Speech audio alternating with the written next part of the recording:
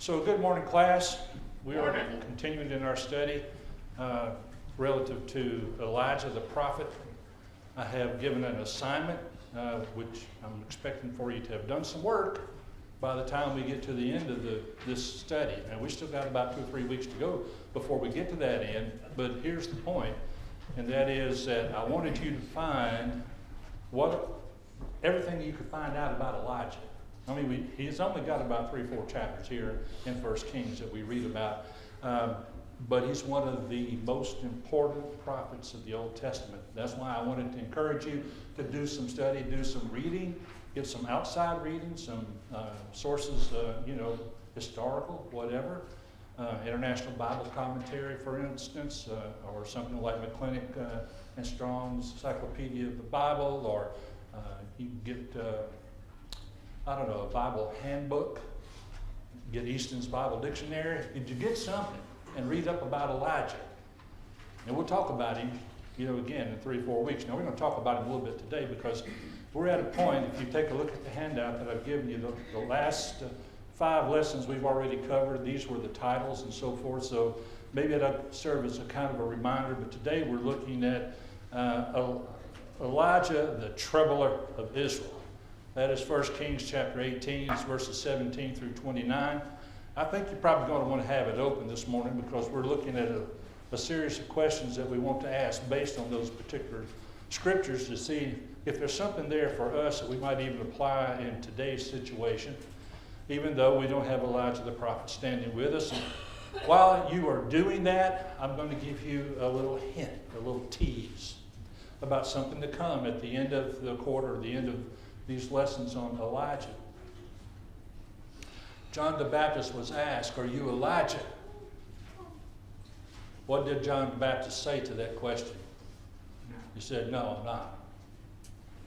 But you read in the New Testament where Jesus said, if you will receive it, the Baptist John is Elijah.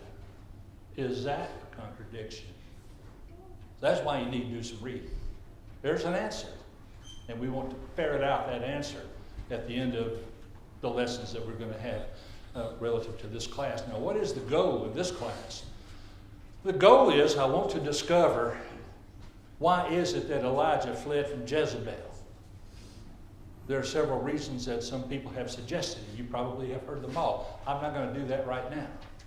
But I want to entertain that the title for this whole series is The Prophet Elijah and the Conscience of Man. What has that got to do with anything? Well, again, please be here, in about 3 or 4 more weeks when we've reached to the end of these, and we can discuss that maybe in greater detail. But for this morning, what we're going to undertake is answering the questions that you have on the handout sheet that I've given out to you now. This particular section of scripture that we're studying is 1 Kings chapter 18. It's verses 17 through 29. So I guess if you're looking at verse 17, let me just remind you that Elijah came to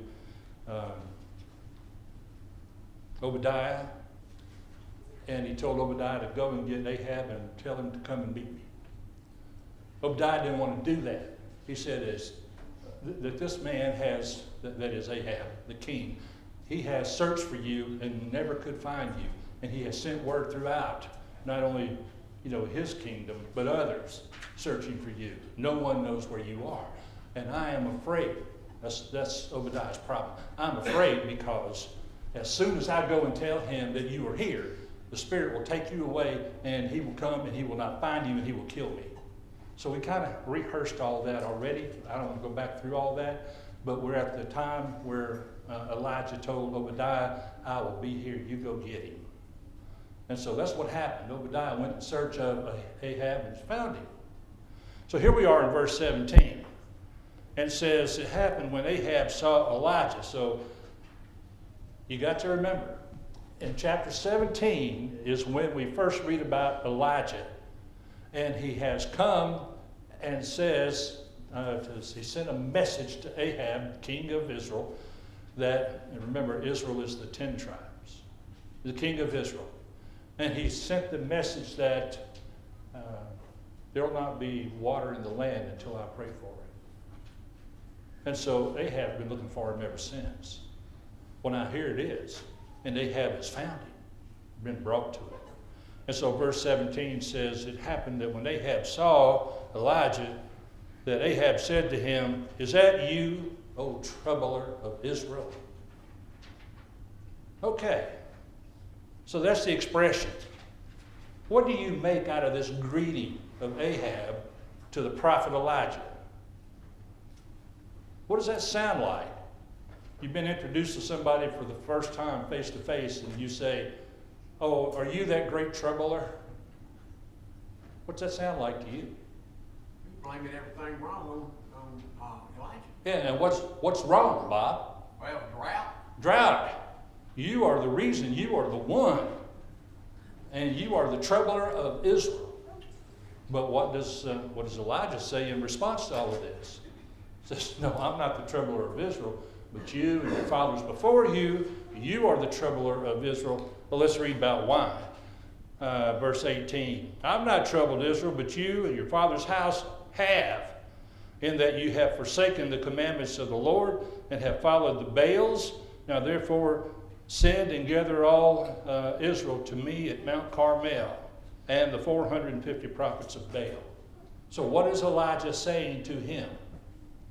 No, I'm not the troubler of Israel. You and your father's house are. What does he mean by that, you and your father's house? Those before. Yeah, you and the kings before you. The kings over Israel, the 10 tribes. Okay, remember? Okay, so you go back, and if you go all the way back to Samuel and start reading after Samuel the prophet ends, and then they have kings, and you start reading about the time of when the 10 tribes broke away and their kings. You only got to read about 5 or 6 chapters, and every one of them, boy, they're bad. They were really bad, and Elijah has explained what it is that they've done, and he's saying, you're the one that's been troubling Israel. So is there something in all of this exchange between Ahab and Elijah that we could see? I may encounter a situation like this myself someday. I may have something like this. Have you ever been kind of categorized as the troubler in today's society because of your Christianity? That can happen in several ways. All right, it can happen in several ways. Let's pick out one or two. Go ahead, Bob. Those that believe in abortion are just totally angry with us because we're not on board with that. Okay, because you're not on board with that. And so if you were to be introduced to someone and they happen to recognize that that's your stance, and you're just greeting them because somebody's introducing you, and they say, oh, you're the troubler in our society today. And you ask why, and they tell you what you just said. That could be one way. Any other kind of way? I'll throw a mix at you. Go ahead, Marcus. I know a Christian, I ain't gonna say any names or congregations, but I knew a Christian, they went to a congregation, they had a split over a doctrinal issue, and he went somewhere else. Uh-huh. And when he went there, the members of that congregation had heard about it. Uh-huh. And once they figured out what went on, they said, we thought you would have been in trouble because of that. They thought he was the bad reason to split. He was part of that. They said, we thought you were the trouble, but now that we know, Now that we know, we can reconcile it? Or? Yeah. Okay. How refreshing that would be. Understand the facts first before you start forming conclusions, right? I see Ellie shaking her head, yeah. Uh-huh. She's wide awake this morning, y'all. It's a challenge for you, Ellie, I know. Hang with me. She's only, 3 months old. So, anyway, so yeah, there are some ways in which, let me just kind of put it this way. For about at least the past 2 decades, what have we been told about the subject of absolute truth? Well, some people say there's no such thing as absolute truth. Okay. Some people say that. Yeah. One or two? No, quite a few. The culture itself Right. has been led down the primrose path, so to speak, by the, quote, elites in philosophy that have put it out that there can't be any such thing really as genuine truth. That all that we really have in the world is opinion. And it's just your opinion based on your history, and it's not the history of generations before, and they had a different truth than what you're talking about. And has that had an effect of any kind? Yes. For a couple of decades now? Yes. At least a couple, maybe more than that. You might remember that there was a group called the Jesus Seminar. You ever heard of those? Their intent was to remove, if you got a Bible and it's got red lettered in it, you know, for whenever Christ spoke, they wanted to go through all of those and remove as many as they could. And they did so by a process of saying certain things that Jesus is said to have said couldn't have been really the case in that day and time. So they would remove a word here or there. And what they really wanted was they wanted proof. Now, I think they set out with an honorable intention. They wanted to prove exactly what is it that Christ really did say. But they're a little bit handicapped because, you know, that was 2,000 something years ago, and they don't have any other record except what we have. Do you see that that could be a problem then? Sure. But nonetheless, there can be different ways in which we're going to go through a situation similar to that, where we're going to be labeled a troublemaker. I'll tell you another one was. Heard this quite often about Christ. Some of the more, in the last, for sure, the last 10 or 12 years, want to open up the gospel that is salvation is to everybody, whether they believe in Jesus or not. Because Jesus was too exclusive. What does that mean? Too exclusive. He'd accept everybody. No, he didn't. He was exclusive. Exclusive. And they said he was too exclusive. In other words, you're saying he's gonna pick and choose who he wants. Well, in other words, you're going to run across some scriptures here that condemn certain things that are practiced openly in society today. Exactly. And that they were called to repentance, and therefore they're not acceptable to Christ until they obey the gospel of Christ. And so he is too exclusive for not having a broad enough mind and vision to accept everything. Well, one example of what you're saying is in today's society, you've got individuals that can't define what a woman is. Well, I mean, that is the most idiotic thing happened to her in my life. I know. There again, you old troubler of Israel. Here you are trying to make a problem today, right? I reckon so. No, you're not really trying to make a problem. You're kind of exposing what a problem is. So yeah, it's no fun to be called the troubler of Israel when what you come for is to uphold the word of God. And that's what Elijah's come for. Let's take question number 2 here. Think about this a second. Why would the 450 prophets of Baal and the 400 of Asherah come to Mount Carmel to meet a challenge by one lonely prophet named Elijah? After all, they have everything to lose and nothing to gain. Why would they bother to go? God probably lured them there.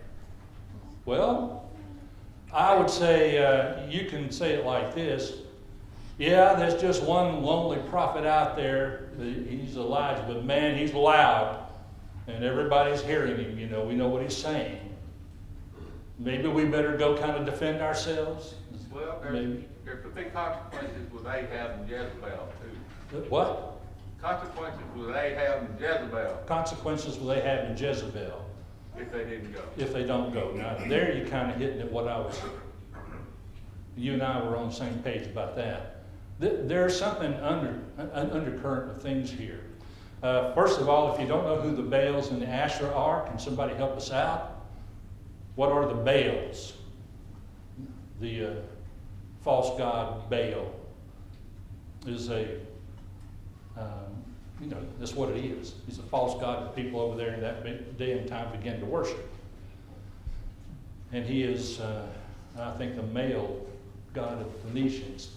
The Phoenicians came to this coastal area long time ago, and that religion began to, be spread. So, but the Asherah are different. They're the ones that are worshipped upon the groves, and the Asherah is the female version, okay?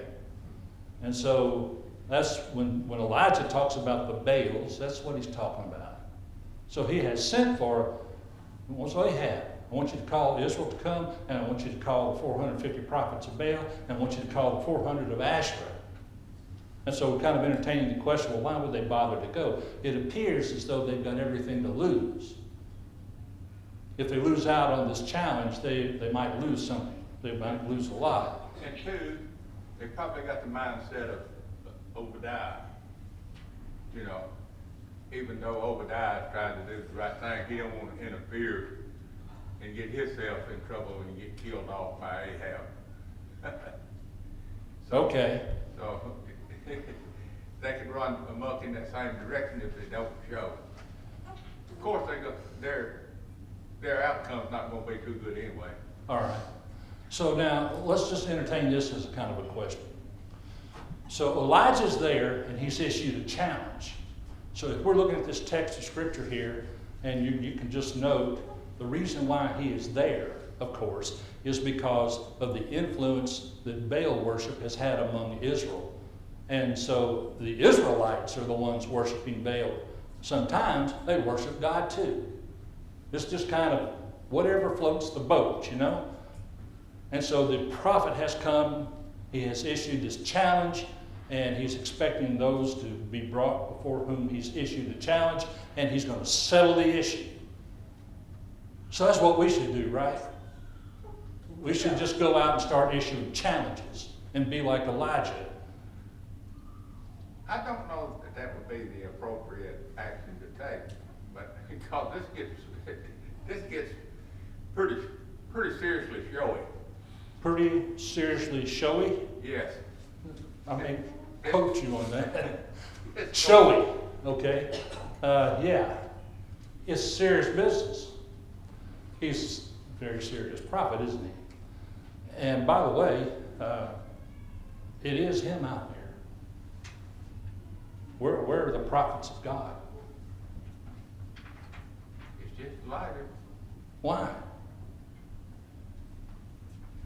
That could be because of Ahab and Jezebel. The other thing is could be because of the whole nation of Israel, like you were saying a while ago, whatever floats the boat. Okay. And God has chosen Elijah. So God's chosen Elijah. All right. So he's there. And he's bound and determined he's going to make it undeniable as to who the real God is. Now, the Asherah and the Baals, the prophets of Baal, they don't know yet exactly what the challenge is. But when they hear what the challenge is, it's going to get rather entertaining. Okay, so I'm kind of like you, Alan. I don't think it's our place in life to say, I'm Elijah, my job is to go out and challenge everybody to anything, and I will demonstrate who the real God is. Now, there may come a time where somebody has challenged you. There may come a time where you can, through the Word of God, correct some false teaching or something of that nature. But to just kind of go out on the mountainside and say, everybody come to me, and I'm going to settle all of the issues, myself through this great challenge that we're going to face. I don't think that that's a good application for us to look at Elijah and say, well, I need to be like Elijah, because who can be like Elijah? Yeah, I think the proper application for us is just like we're doing right here, and do more of it. It's like we're told to do, to study to show ourselves approved, a workman that needeth not correct, but is able to rightly divide the word. Okay. So that others may see Christ in us. And most of the time, if we're able to do that with the Word itself will convince others. Right. So do we need to stand for the Word? Yes. Yeah.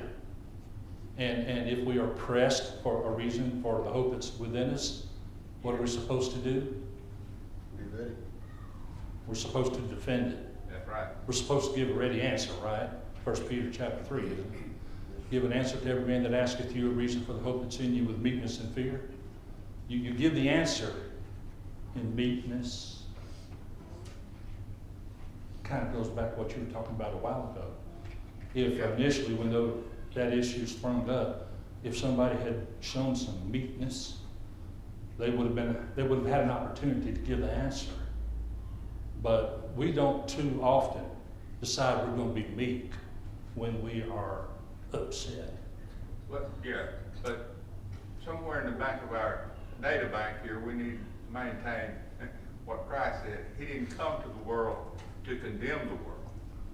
So through our knowledge, we can't condemn anyone necessarily. Right. That's very true. But now the scripture says that Noah condemned the world. That's Noah. No. That's not us. No, but how did he condemn the world? He built the ark.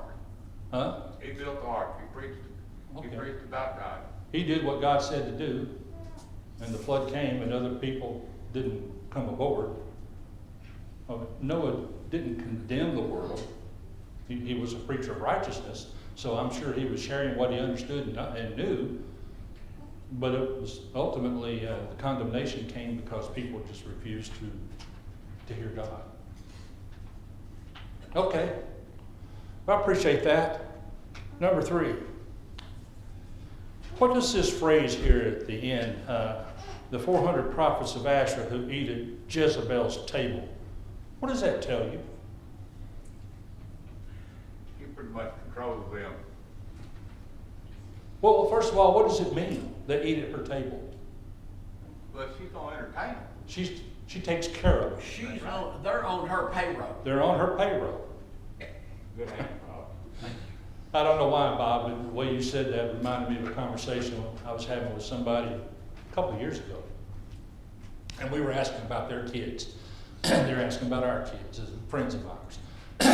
And about in that time frame, our kids were out of school, in college, and pretty much on their own. And his were a little younger. So we just asked, well, how about you and your family? What about your kids? How are they? And the guy kind of grinned and said, well, they're doing pretty well. They're just not off the payroll quite yet. Well, these prophets eat. Where do they find their food, folks? Jezebel. Jezebel's table. So who is Jezebel? Queen. That's what I say, she's queen. She's the queen. She's married to Ahab. And what this tells you is she's been taking care of these false prophets. This is also her background as a Baal worshiper. Her father's name was Ethbaal. There you go. And so she has brought this into Israel because she married Ahab, and she is taking care of these people, and they are her, they're her prophets. They are, you start to say army, but they're not really military. But nonetheless, they are the ones that she controls, and they know it. And they know where their bread and butter is. They know where the table is that they eat at. And so if they're supposed to go and meet this challenge of, oh, loud Elijah over there, well, then we better go. That's just another reason why that they might go. But what does it really tell you? I think Alan hit the nail on the head a minute ago. Who really is ruling the kingdom here? Jezebel. Well, Ahab's supposed to be the king. It's Jezebel. But Jezebel's influence is dominating him. In fact, you know, there's an incident where Ahab was, he wanted to buy somebody's vineyard. I forget the guy's name, but you can look it up. Who? Naboth. Yeah, that's right. And he wanted to buy Naboth's vineyard, and Naboth didn't want to sell it. And so he was throwing a pity party that he couldn't get Naboth's vineyard. And Jezebel said, I can take care of it for you. So she sent some letters out throughout the kingdom, said, find some false witnesses and accuse Naboth, and then once you've got an angry crowd, kill him. That's what happened. And she gave Naboth's vineyard to Ahab. Yeah, he's supposed to be the king. He's supposed to be the guiding light in Israel. But he was the first one to marry from a foreign nation. as an ally and married into that paganism. It's the first king to do that. Okay. So does that mean that queens never have an opportunity to exercise their opinion or say anything? Not at all. No, not at all. All right, what is this, number 4? Yeah. What was the reply of the people to Elijah's challenge? Well, first you've got to read about it, so let's read about it. Somebody read this for us. 1 Kings 18, verses 20 and 21, I think it is. I guess somebody read that in a nice, loud voice so the microphones pick it up. People that are with us today on YouTube or Facebook will be able to hear. So Ahab sent for all the children of Israel and gathered the prophets together on Mount Carmel. And Elijah came to all the people and said, how long will you falter between two opinions? If the Lord is God, follow him. But if Baal, follow him. But the people answered him not one word. All right, so here's Elijah. He's gotten Israel together at Mount Carmel. And he says, how long are you going to wait to make a decision about this? Whether to follow Baal or follow God. Notice that in the way he presents this case, you've got to make a decision to follow one, right? You get that? How long? You're just vacillating here. You're sitting on the fence about all this. So what do they say to him? Nothing. They say nothing. And the reason being, they've been flip-flopping, whatever floats the boat, like you said a while ago. Yeah. Now they gotta have a sign. Reminds me kind of, and this probably never happened to any of y'all when you were in the 6th grade or 7th grade. The teacher has come into class and there was a reading assignment we were all supposed to read and get ready for. And she asked the class one question and says, who's got the answer? And the class did just what these people did. They said nothing. Why? Why? They fear. Come on, you've been in the 6th grade. Why? Why is there no answer given? Nobody read it. Nobody knows, right? Yeah, nobody knows, okay. They can't make up their mind. They didn't do the reading assignment. Like, I gave that reading assignment about Elijah. I hope you do it between now and 3-4 weeks from now. So it tells you a lot. You're looking at the spiritual state of Israel when they've been asked, do you want to worship Baal or God? Oh, And they can't give an answer. They need a lot of maintenance. They need a lot of what? Maintenance. Maintenance. They need a tune-up. Okay. Maintenance. All right. When you make it need tuned up. Number 5. Since we know that Obadiah hid 100 prophets of the Lord in caves, why does Elijah say to the people, I alone am left a prophet of the Lord, but Baal's prophets are 450? Obadiah must not have been a prophet.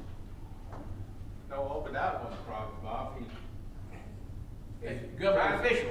Yeah, he's trying to do the right thing, but these people are fearful of their own life because of Jezebel, and 50 of them go in one cave, 50 of them go somewhere else. But the whole deal is they're just about as afraid of Ahab and Jezebel as Obadiah is. And so they have no backbone, as Elijah, the loudmouth that you call him, just let them know. Well, you got to remember that Obadiah is Ahab's governor over the palace. He says he's over my household. Well, the king's household is a palace. And that Obadiah did this secretly, right? Mm. He hid. He hid 50 prophets of the Lord in a cave somewhere, and he brought food to them. And he hid 50 more in a different cave somewhere and brought food to them. But he did it secretly.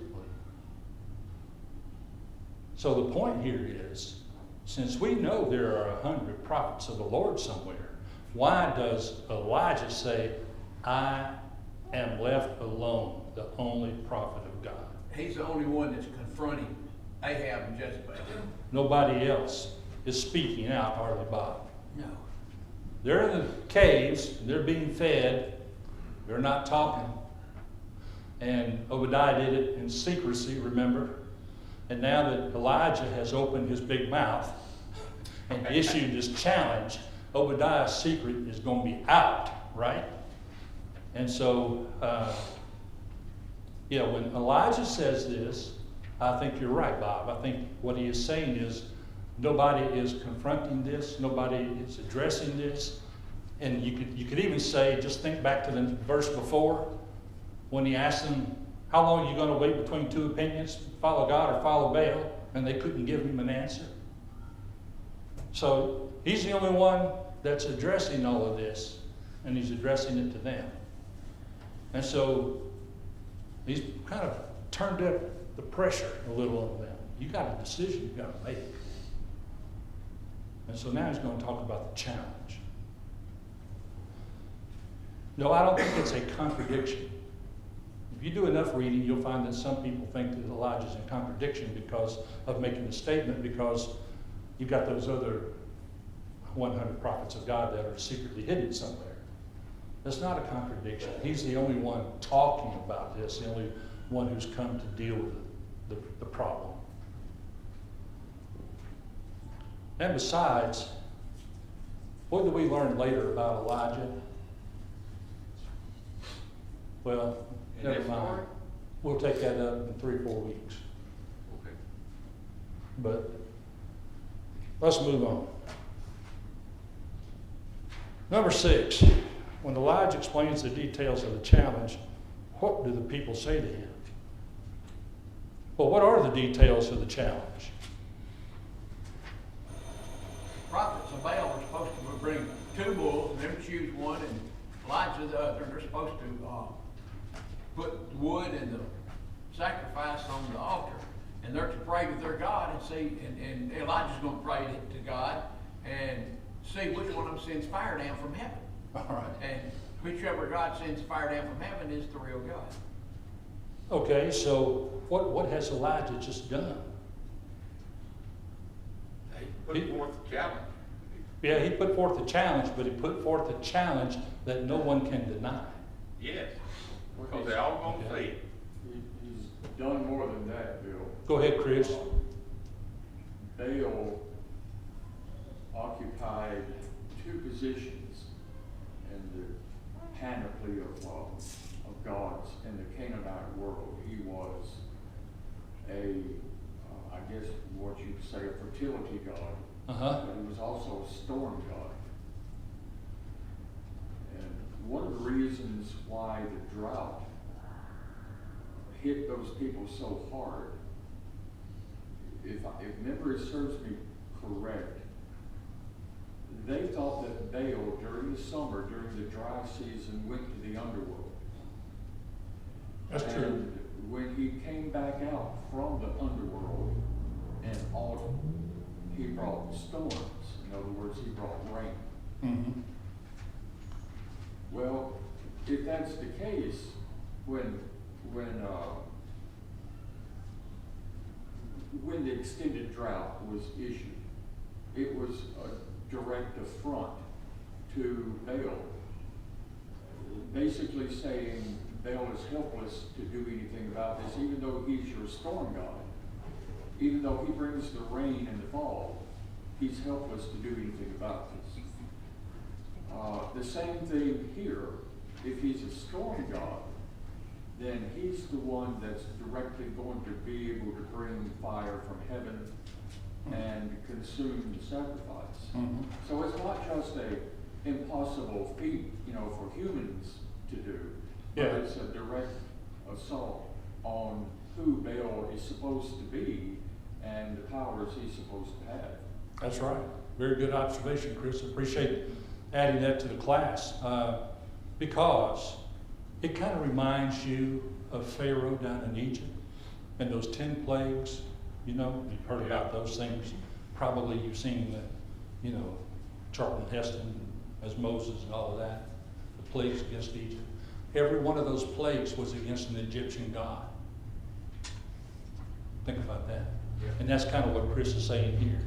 He's going to, this will expose the one that they trust can actually bring fire down from heaven. If you look at images of Baal, I can remember seeing one time. Baal, as he was fashioned in those statues, Yeah. on top of his head, it looked like he had a funnel, upside down funnel on top of his head. The idea was smoke would be coming from that funnel all Okay. the time. He's a storm god. An upside down funnel. Yes. That would look a lot like a dunce cap, wouldn't it? Look at image. I can remember from Like a seeing chimney. a textbook sometime. Uh-huh. An image of Baal. He has an upside down funnel over his head. The only way I can describe it, a cone Yeah. with kind of Yeah. an open top, and smoke Smoke. would be coming from that constant. Yeah. Okay, so Elijah proposes this. Bob kind of described it. And Elijah says, there's so many of you, 450 prophets of Baal. You go and get 2 bulls, and you cut them up, you put them on the wood. Don't put fire on the wood. And we'll see. So what's going to happen, of course, is the fire's going to come down on Elijah's. And so this is a demonstration of the proof about who can bring the fire. Only the God of Israel.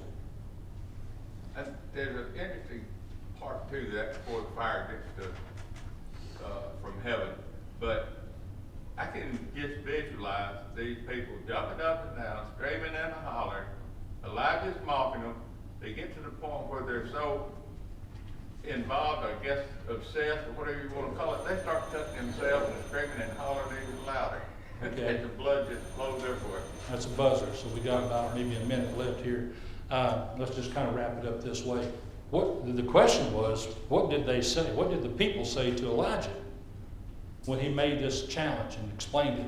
What they said was, it is well spoken. And it was, because it's definitive and there's no room for equivocating. And so this will prove something. It'll either prove Baal or it'll prove God. And you have just answered maybe question number 7. What do you make of the performance of the prophets of Baal? Because this goes on all day long for them. They're praying, they're beseeching, and they're doing all kind of, they're running around and jumping, as he says. They begin to cut themselves so their blood flows, because for some reason that's sort of their religious practice. Okay, they're doing that means that it's an ultimate plea. Come on, Baal, come on, come on. In the meantime, what was the result of the prophets of Baal's pleas to their God? No voice was heard, and no one paid attention. So it all happened, and Baal never uttered a word, and Elijah mocked him for a while, and the people understood, and no one paid any attention. Well, they will in a few moments pay attention when Elijah asks for God to bring fire. Okay. Thank you. We'll start in verse 30 for next week, y'all. 1 Kings 18. Appreciate the contributions to class this morning.